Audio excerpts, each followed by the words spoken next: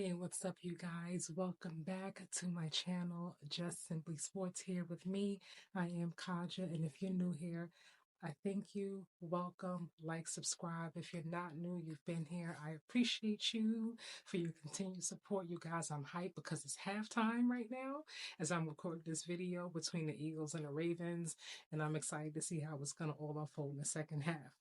But I wanted to give a shout out to my Bucks really quickly because they did not start off the season, as we all know, good. It was it was just like loss after loss after loss after loss, another loss, another loss. Giannis is out, Dame is out, he's hurt, and just more losses. But now, because I always had my faith, I still think they should have Bones Highland on that roster, but I always kept my faith. I never no doubted them. I always felt like they would eventually pick it back up, and they are currently on a 6-game winning streak. So shout out to the Milwaukee Bucks, Giannis Dame. I'm not saying anything about Brook Lopez because he needs to be gone, gone, gone, gone, gone. But I'm gonna play this clip of Giannis last night, another triple double, and then we're gonna talk about it really quickly. How far can the Bucks go? And Giannis will bring it across, directing traffic, goes right at Sahar. Hello, and welcome back. Giannis Antetokounmpo. Game not that long ago in 2023, but look at the first possession. Just attacking Sar. Obviously, you can see Washington trying to start personnel that can match up so far based on this. Giannis has missed so far this year, really taking this team on the shoulders. You can see it right out of the gates against Miami. Here's Giannis. You can see that. Count the bucket. He's got all 4 points right now for the Bucks. It's going to be a challenge. And then the foul, little continuation. Giannis able to finish again. Challenging a guy like Giannis. This is for sure for him and for Coach Keith more of a learning experience. To aim for 3. That Sar block was our Sargento block of the game. In front of your people, and they've got history. Seeing it right there. Malcolm as well. Nice defense. To aim back to Giannis. Look out! Wolf, he's done that! Thanksgiving weekend is here! More area for concern because those kind of guys that can score it like Poole, they don't have that many bad nights in a row. TP.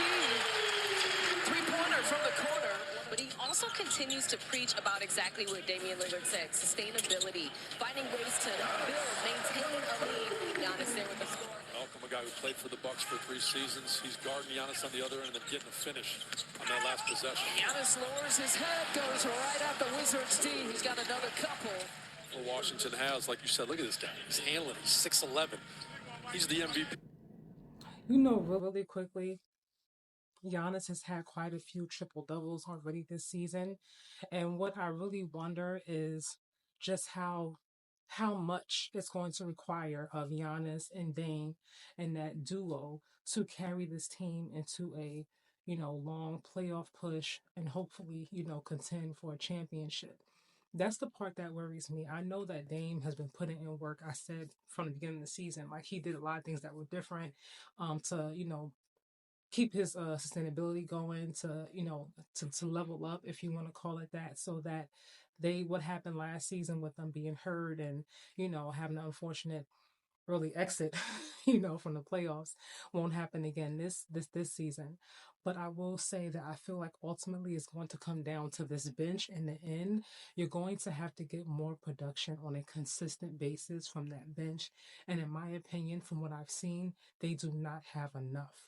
The games where Dame will be out for load management, that's going to come. Same thing with Giannis. We have the whole load management thing. They cannot run their 2-star players into the ground. They can't. But at the same time, they need the 2-star players because they need them, to win games. Giannis had a triple-double. And in spite of Giannis being great and Dame being right there behind him with his 25 points, and I think he had 10 assists, the Wizards were not that far behind. This was not a blowout by any means, A lot of their games have not been blowouts. When they played Miami, I believe Giannis didn't even play that game. But it came down to like the last, minute or so. They won by like 2 or 3 points. So for me, I feel like something needs to happen by the trade deadline to add some depth to this roster, because that to me is going to determine just how far they go in the end. Like I said, I'm not worried about Giannis. I'm not worried about Dame. I'm not worried about about their level of stardom, what they're gonna bring to this team night in and night out, win or lose. They're gonna always come and give their best. You know, I'm not worried about that. But that bench is problematic. They need more. They need more. They need more consistency. They definitely do. AJ Green is coming along, you know, so good for him. But it's just not enough. What do you guys think though about the Milwaukee Bucks? Do you think they have enough as the roster is currently constructed to make a strong playoff push and take down the Celtics, you know, in the playoffs, you know, if they were to come, you know, and meet, you know, head to head for a 7 game series? What do you think? Let me know in those comments. I'm going to get back to this Ravens and Eagles game in a few minutes, but I wanted to talk to you guys and shout out my Bucks because I noticed that they had their 6 game winning streak, and I am proud of my team. I expect them to make some noise. Keep a lookout for them, you guys.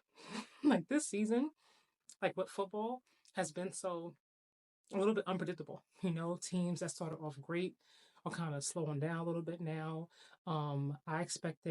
I knew Zion was going to be hurt, so this is nothing new at all. I said like 2 seasons ago, the Pelicans need to move on from Zion. All this money and all this hope for what he could be. I don't.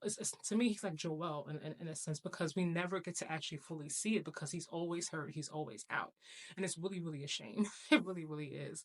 But I expect to see Zion at least somewhat, you know, with what's the guy's name? DeJounte.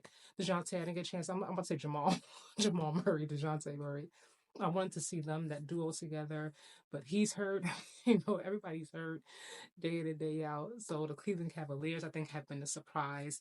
They've always been a great team, but I think they came out so strong and dominant. And I believe if they had to meet the Celtics in a 7 game series, it's going to go to a game 7. They did pretty good last season in spite of the fact that they didn't have Jared Allen, and then, you know, Donovan Mitchell got hurt. So they definitely gave them more of their money, and so did Indiana, although Tyrese Halliburton has not looked the same this season. What's going on, my guy? I love Tyrese Halliburton, you guys, but he has looked like he's taken some slippage. You know, the Minnesota Timberwolves, they should have kept Cat. I don't know why they didn't run it back. Why? You got so close. Why would you just cut it off and then just go a different route? Like that didn't make any sense to me at all. It wasn't like, and if you were, why would you take Cat out?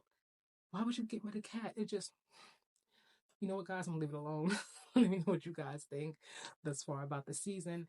And again, shout out to Milwaukee Bucks. Who are you rooting for? What team do you think is gonna surprise and creep up in there in the end? Let me know, of course. Have a great day.